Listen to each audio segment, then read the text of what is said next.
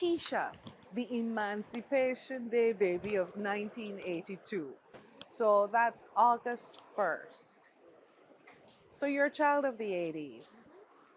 If I put those questions to you and I gave you the year, say 1988, what would your answer be?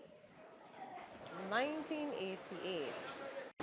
So 1988 puts me at like 6 years, and at the age of six, that would have been first my first stage performance with my dad. I never forget that year he had a song called Rub Up. I remember exactly what I was wearing. It was this tie-dyed um, little skirt suit that my mom made, and I I remember being that young kid. I used to be the last one standing in the tents. I'm the eldest of three, but my brother at the time, the elder of the two brothers, and with myself and him at the time, and he would always fall asleep, but I would always be that one at the steel shed, eyes up, and I'm watching everything. And I remember that year my dad had a rub up, and I went on stage. He invited me on stage, and I felt so excited, and I danced, and I told everyone that I was convinced, that I was the person who taught my dad how to perform and how to dance. Youthful Yeah. exuberance, but that was the 6-year-old Keisha. Very much excited about music and the art form, and the tent life, because my dad he was always very into that. He was the first crop over king. He was one of the founding members of the the Sing Out Barbados. So that was always a part of me. It's always a part of me. And I know people like Pompey and Griner to this day. I call them uncle, because these are the individuals who would be in my living room, and my dad would always have a box guitar, and I would be that child at the foot of my dad, listening as he would compose, and being exposed to, like, yes, the calypsonians of Barbados at the time, but also individuals like the Crows and the Sugar Aloes and the Crazies. That's that was Keisha So, then. what guidelines did your parents then give you for life? So we were very, very close knit family, and because my dad was very much one of the organizers for a lot of things, he was very community based. Dad was he was that person that always organized the community functions. I remember as a child, they would block off certain aspects of our neighborhood, and they would have street jams, and everyone would come out and they would sell and they would sing. And that part of me is that has influenced me. And back in the day, you had to go to church. Of So course. I had a very, very Christian foundation. And I always tell people, even if as you get older, you may stray left or right, but once that foundation is there, your moral compass is, it's somewhat intact. Important. And it's important, and you draw from those experiences. So that was very much a part of my upbringing, and it's something that I really value and I treasure. Okay, so let's hop from 88 to 1992. So you'd be what, 9 years old? 9 years old. That was a very significant year. So 1992 would have been the first year that I entered junior monarch competition. So Sunday evening in my household, I had to start with spiritual. Daddy would have final, and he would do. I remember we had Shadrach, Meshach, and Abednego, and Daniel in the Lions Den. These were um, LPs that Dad would play. Coming on to lunchtime, it was family lunch. But you see, in the evening, he would listen to all them soca, kaiso tunes, and he would have videos. And I remember earlier, I saw a video performance that he was looking at one of them Sundays, and I remember telling my dad, I said, I want to do that. I want to do that. Really? I said, I want to do that. And I remember that he said, you sure? Uh-huh. And he start put pen to paper. And in 1992, I'd have been 9, we entered Junior Monarch. And that's the year I first entered and won, being the youngest at the time and the first first calypso queen. So between me and my dad, we have two first. And I Wow. remember Derry Atkins, God rest his soul. I would go to the steel shed again. That was the steel shed. No, the stables is where we rehearse. And I was the youngest, and I remember I would just stay there and put my hands in my ear, and I would sing my song.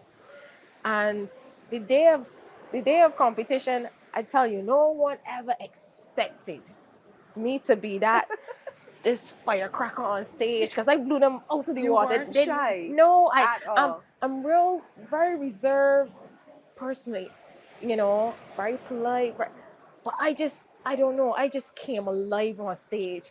So much so that I'll never forget Derry, because it was this Keisha on stage. What's this commotion? And he was directing the man. He kept looking over his shoulder because the crowd was just erupting. And again, that was always me. So 1992, my first year competition, the first year I won, being the youngest because they didn't have any division at that time. And the first, Born to first. I'm perform. telling you, it's in my genes, it's in In my the genes. DNA, and my dad, my dad. But around that time as well, you're facing something now like the 11 plus, the screening test. I know. You know, what were your thoughts then, performing, balancing schoolwork? I mean, you did that in summer, but you still had to study. Well, I think it just came. It just came easy for me. We always had support in the family, and you see, when something is your passion, music has always been my passion. So it was like second nature for me. And then school that was no choice.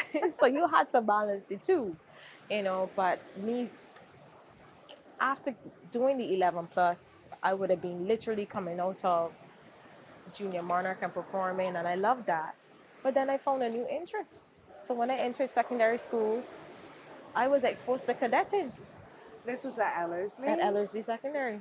That also has a reputation for being a school which has brought out some really great musical people. So Correct. I'm not surprised. But tell me about cadetting. That was my second passion. If I put my mind to it, I put my all into it. And again, at the time when I started secondary school, summer camp for your star levels, we call it star level training, but it mean in the summer. So I couldn't do, yeah. So I was between a rock and a hard place. I wouldn't be able to have the time to go out, do rehearsals and participate in the competition and still exactly.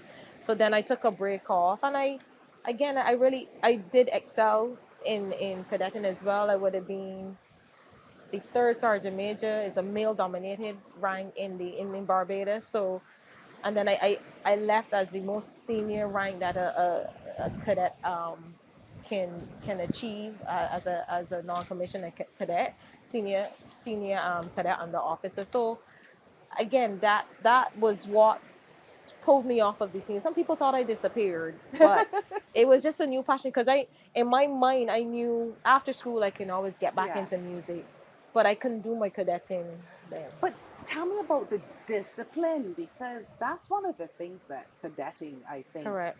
brings out in an individual. So, what did you learn apart from, being the sergeant, whatever you just said you were, and carrying guns, I'm sure, and so on? I was the But tiniest. I was always the there. tiniest. I was always a bit of a firecracker. And I think there's something about me. I'm a Leo, right? I'm a young lioness. So there's always this fire and this passion about me.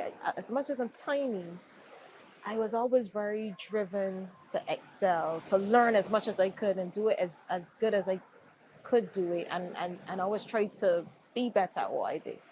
And it's something that always, has always been a part of me. You see it in my music. Anyone who knows me knows if I am into something, I'm very passionate about it. So cadetting was another part of that. And there are things that you learn, and this is throughout life, that you never really, when you're young, you don't quite grasp the extent of what that means and how it can influence you in life. But let me tell you that there are some unspoken lessons that you learn that only when you get that aha moment, when you become old enough to truly value it, that you recognize, whoa, I'm glad I've had that experience because it's really helped me in shaping me as a young professional. As you go into not school and you become an entrepreneur and you go into the more professional aspect, even singing, being early, planning, stuff like that. That sometimes we could, I mean, you had to make your bed and you had to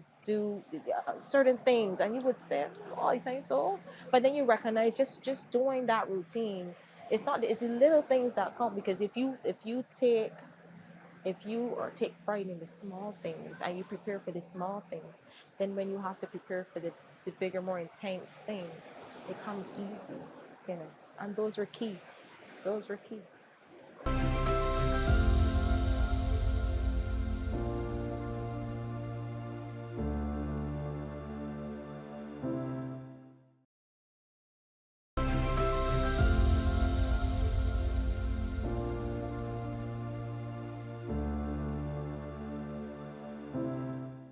You spoke before the break about aha moment.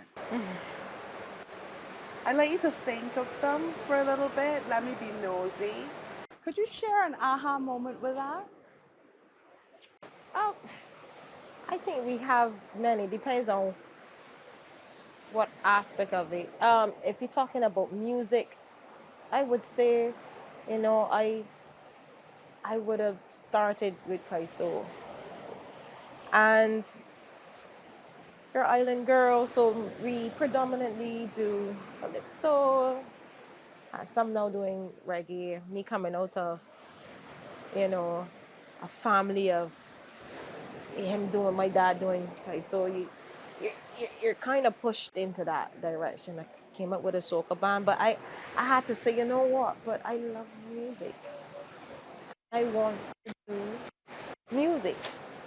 I don't want to be pigeonholed into one genre.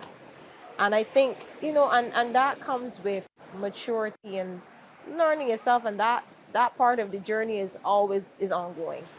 But when you got that aha, you said you got the confidence enough to say, but you know what, this is what I want to do. And you get brave enough to say, well, let me take steps in terms of doing that. So yeah, when I finally decided, no, I want to be an artist. I want to do music that feels good and inspires people. That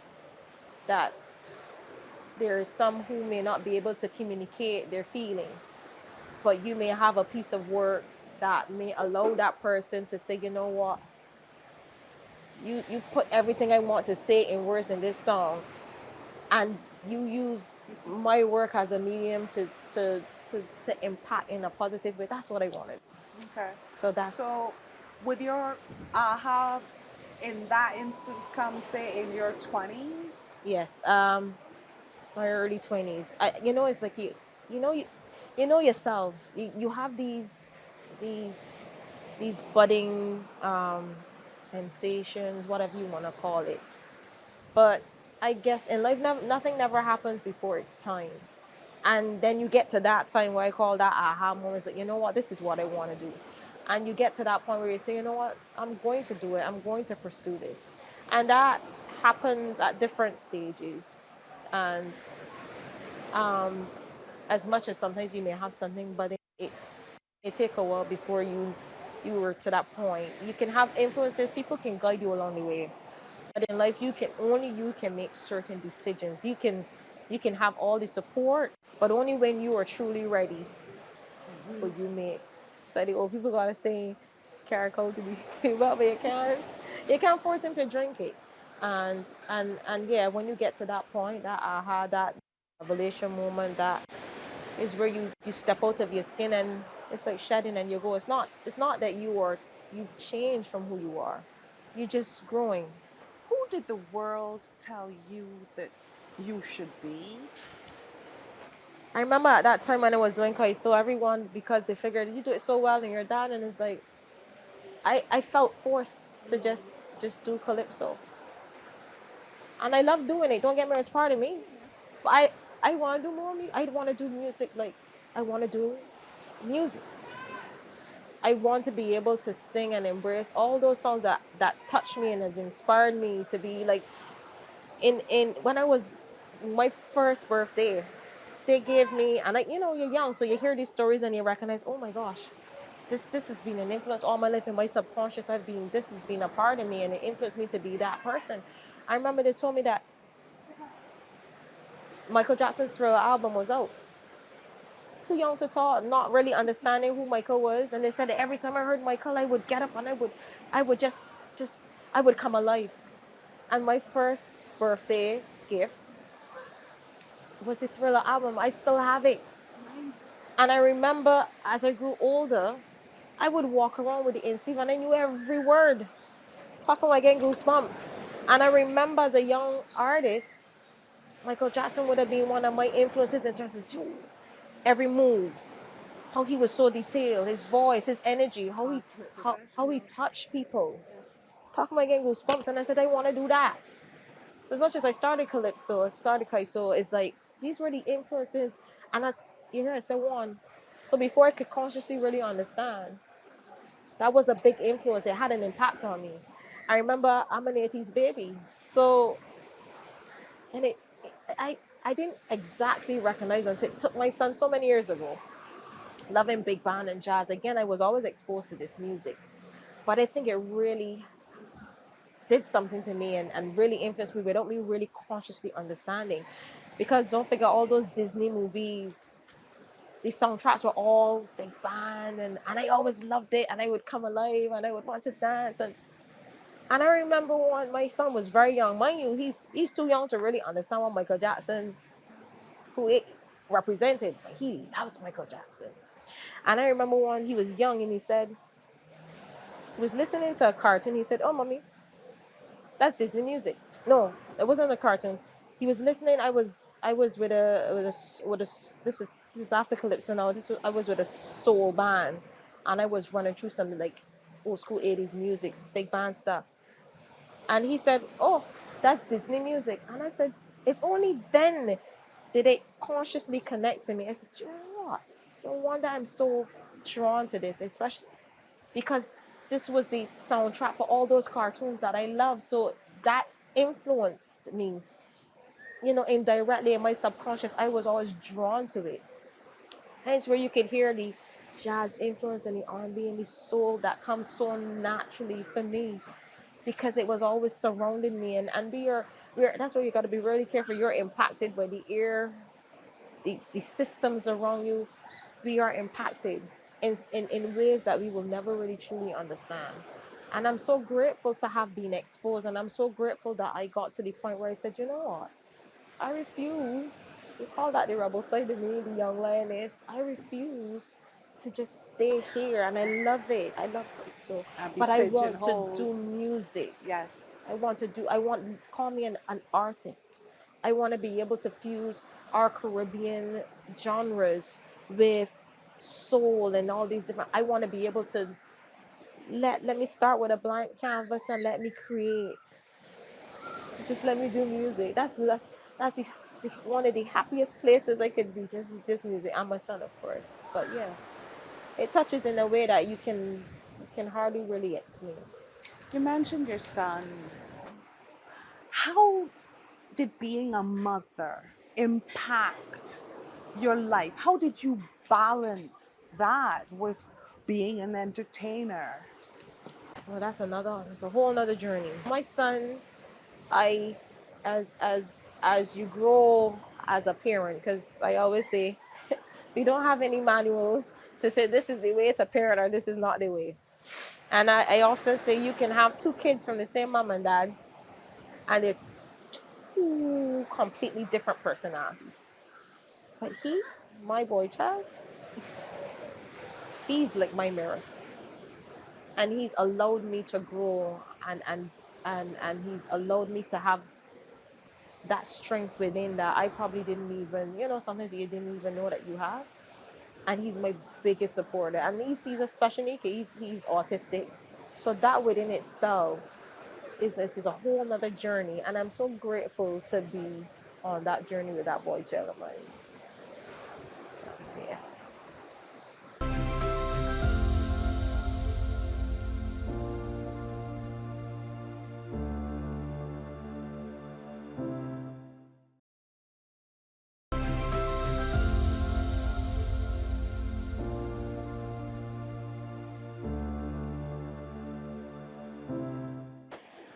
Before the break, you mentioned your son. What did you teach your son about life? Well, it's ongoing because, as I said, Nate is autistic and he has Asperger's syndrome. So he's getting older now, and unfortunately, if you just look at him first off, you don't pick it up, and he struggled a lot, as you all know, how it could be. But one of the biggest things I keep gotta work on your mind. I always say every battle, regardless of what it is, it starts from the shoulder up. Starts from the shoulder up. And if you have all the potential in the world, your mind is weak, you're going nowhere fast. And as a special need individual, you have a lot of external factors, call it noise, and it's easy to succumb to it, especially when, your environment, when I say environment, society, they're now being exposed to it. They don't live it every day, so they do not understand it from a personal perspective. And if you're not strong, that noise can get to you. So I keep telling him, I said, you know what? You're in no race with anyone. And it's okay being different. You just be sure about you, and you you you can't control what's around you, but you need to believe within you that it is okay that you were you. So if you have your quirks and you are not affecting anyone majorly, you're being kind, and but you do things in a different way, that's all right. So you be comfortable being you. And if you learn to love yourself in that regard, then the sky is the limit. If you're so, and it's not easy because, as you said, we all know, with all our faculties intact, we have to deal with it as, and I use this word, quote unquote, regular individuals, because I believe everybody has a little quirk, and if you're honest with it, that's why parenting my son is showing me even that more. We are so quick to stigmatize and put a label. But if you're fair, if you're honest, okay, we got autistic individuals that do things and they have to have a certain pattern and do things in a different way. But if you're fair about who we are, we got our own little quirks and we manage them in different ways. Elon Musk is the richest man You, in the you world. understand what I mean? But even if we just go to simple individuals, there are some people that they can't have their breakfast unless they have a magazine or whatever, use a newspaper, and that's their routine. But we might not look at that as something extreme. But if an autistic kid, I cannot sit on any other space on the table other than this one. Well, he's autistic, so he. But if we're fair, we all have our own quirks. But if we respect each other as individuals and learn to love in the real way that love is supposed to be and meant to be, then we would understand that we're all different in our own unique way. Keisha And we just need to Christian, be respectful and love in the right way. do you have quirks? Listen, of course, I have quirks. I think if parenting my son and being on this journey with my son and learning how to, because you don't have any manual. I'm learning on the fly. What happens today does not happen tomorrow. What worked when he was 5 does not work when he's now a young teen boy. you know, it, but he's in a lot of ways my mirror. So I would have come up in a time where we didn't have the stigma, and if we look at it, we know a lot of kids back at school and in environment work environments and stuff like that now that we're exposed to the information about what this diagnosis is, you can see that in a lot of individuals that in earlier times we didn't have that information, so they didn't have that stigma, but then you recognize the quirks. So I see a lot of quirks within me as well. And if you look at a lot of creative minds, they're very quirky, but that's what allows them to be that creative. So parenting my son has taught me a lot about me. in a way that I said, oh, shucks, so I didn't recognize that. He may be a bit more. And I may have, because I wasn't stigmatized, or I kind of learned to, manage things in a different way. But it's hard when everyone is, you know. So sometimes the experience is the difference that makes, you know, it all so different. And you bring that experience into your music, into your communicating with your Hmm. audience. And I know your dad writes, but do you write? I do. Um, I think I need to, it's all stages. Give myself more time to, and well, I've just we've just finished a new album, and I've done a lot more writing in that regard. I used to write when I was young, but I would never finish. And I think again, that's all a part of process. You would always figure, "Oh, it's not good enough." It's I start something and it's like I don't. I figure I need to work on it some more. I didn't think it was good enough, and it's all a part of growth. And I am so grateful for the team that I have around me, because it is always it is we do not exist alone, and your support system doesn't have to be a huge entourage. It could just be that one other person that you can rely on to give you honest feedback, sincere feedback, and counsel. And I have been fortunate and blessed to have had that along the way. And especially now, as I have more actively rebranded into this artist that, the Barbadian public and more of the wider public, because we're now trying to expand and reach the regional territories and the international territories. You know, I'm I am at that stage where I am very blessed to have a team that is very supportive, and and I can rely on their honesty and sincerity for my growth as an artist. How important is it to have a team that tells you no? That is important. Again, as I said, when I was young, I used to write a lot and not finish, because I guess within ourselves, if you're young, you have your own insecurities, and I find as creatives, we are always gonna want to pick at our work. We always think we can do it a little better. It's not quite right. We're never ready, and that's where team is important. I, if not for management, I'm telling you, and it's something I had to learn to do. Regular will have a piece of record. So, I don't like how that recording came out.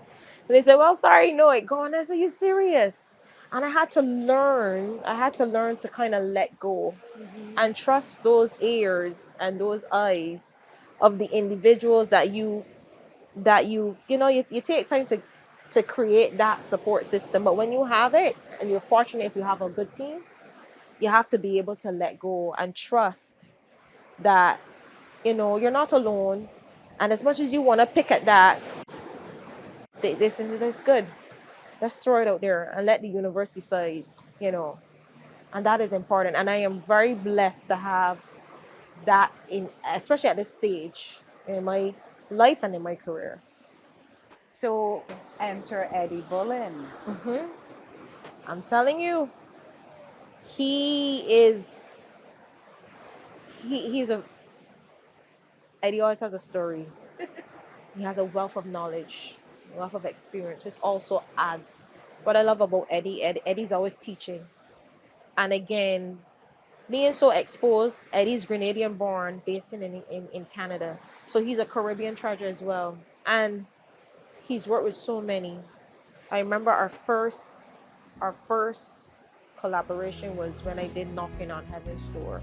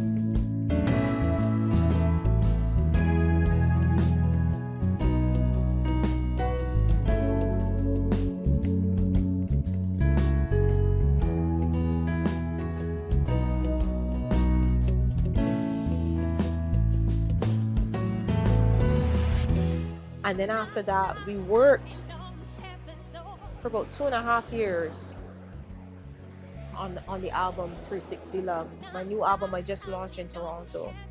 And even that one in itself is a journey. He was learning me as an artist, and it just gelled. I'm an energy person, and the vibe was just right. And that's important too. Be connected, and the energy was right. Because he's been so exposed, not only, again, you remember when I spoke about being young and having all these influences at the time that he would have been born and all the different things that he would have been exposed to. It adds to know how he teaches, how he approaches his music, how it's allowed me also to grow as an artist, and the reach to be able to share that in Canada. So I'm so grateful to have him on this thing now.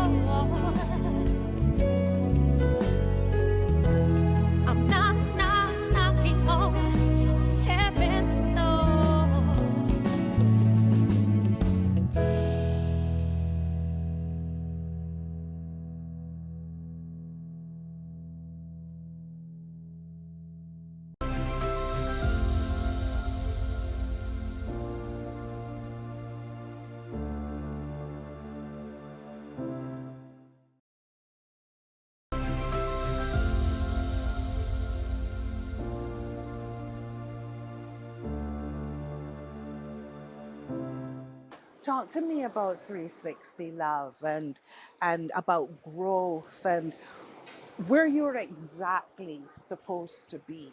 Yeah. It's so true. I often say I don't believe in mere coincidences. I believe that everything that happens for a reason. We don't always understand, but then you grow into understanding, wow, this was meant to be, because it was a lesson learned, and it was a tool. It was a tool to have for that older you. And when you even think about the album, we were tossing around some ideas, and we wanted to, be able to have an album that was versatile. And we started, myself and Eddie. Eddie was, as I said, he was learning me as an artist too, as we were working, because it took like 2.5 years to really kind of like pull it together in terms of finding the type of work that we would want to have for that first album. And again, we have some brilliant musicians and writers out of Canada working on this. We also have a brilliant young artist. He's a producer. He's a musician. David Thomas. He worked also on this album. Myself, I did some writing, and like I said, it's like a love story. The album title itself, 360 Love, and we keep. For this interview, we keep speaking about growth, and that younger you will not be that older you, and that future you, and all these different experiences will allow you to embrace scenarios that happen in life in a different way.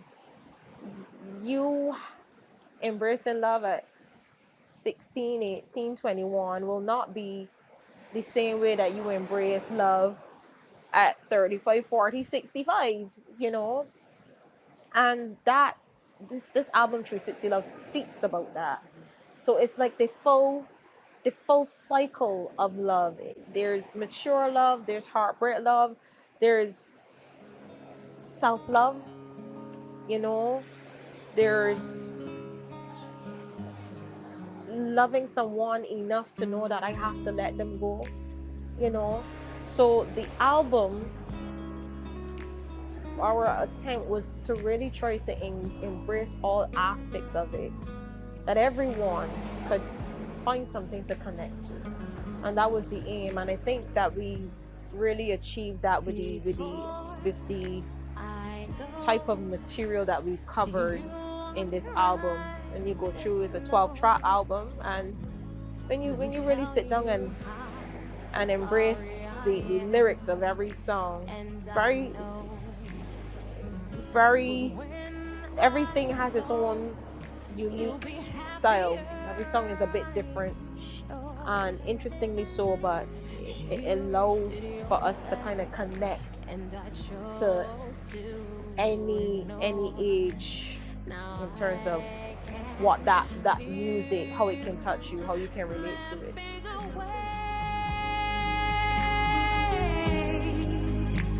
I feel slipping away.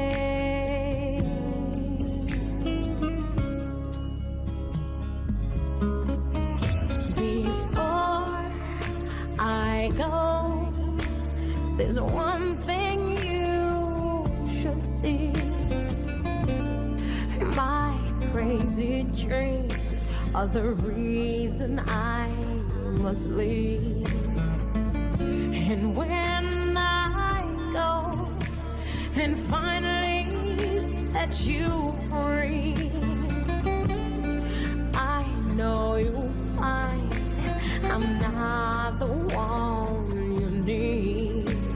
I promised it's much better this way, 'cause I feel you slipping away.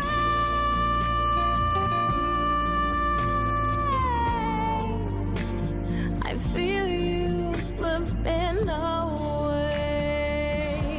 Has love been good to you? Love is a journey, and you grow, and you learn a lot about self.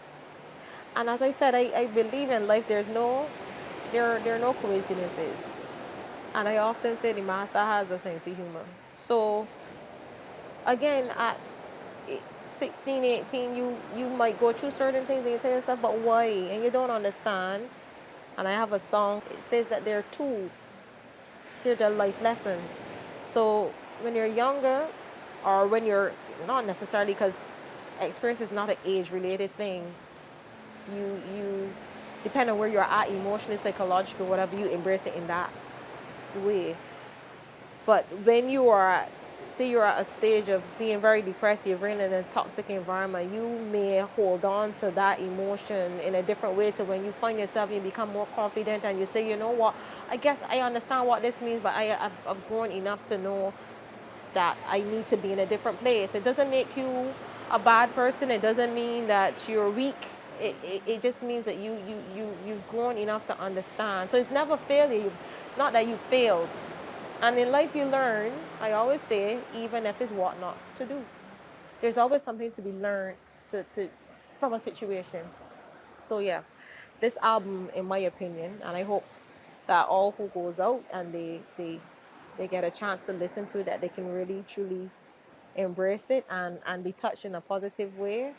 And I hope it could help to inspire. How can we access it?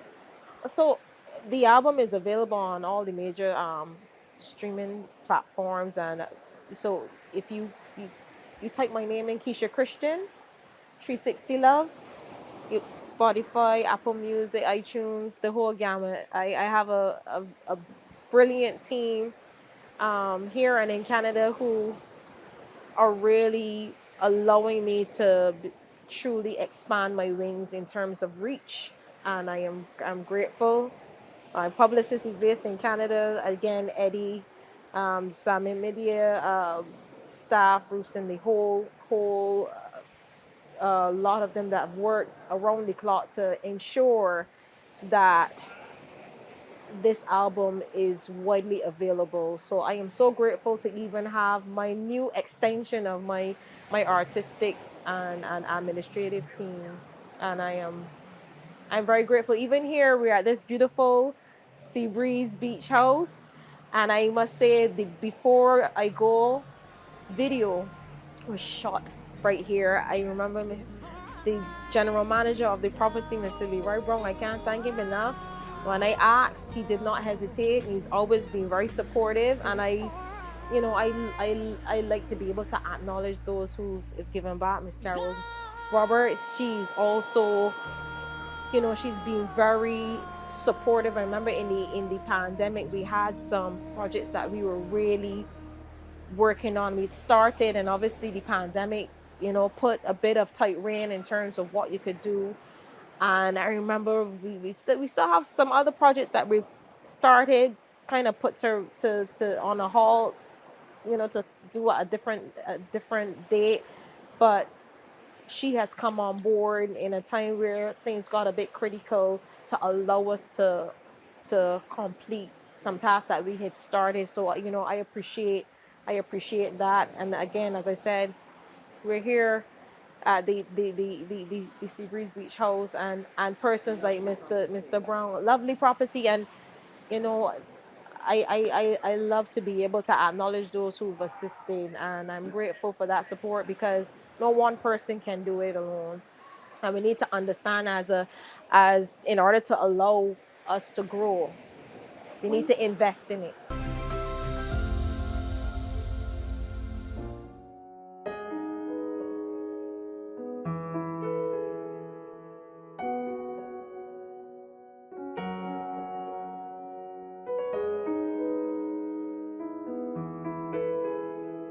It's been a long time since I've seen the sun, but I'm trying to get by. I'm trying to get by, and I haven't left the house in days, but I still see your face on the couch and in the kitchen, but then you're gone without a trace.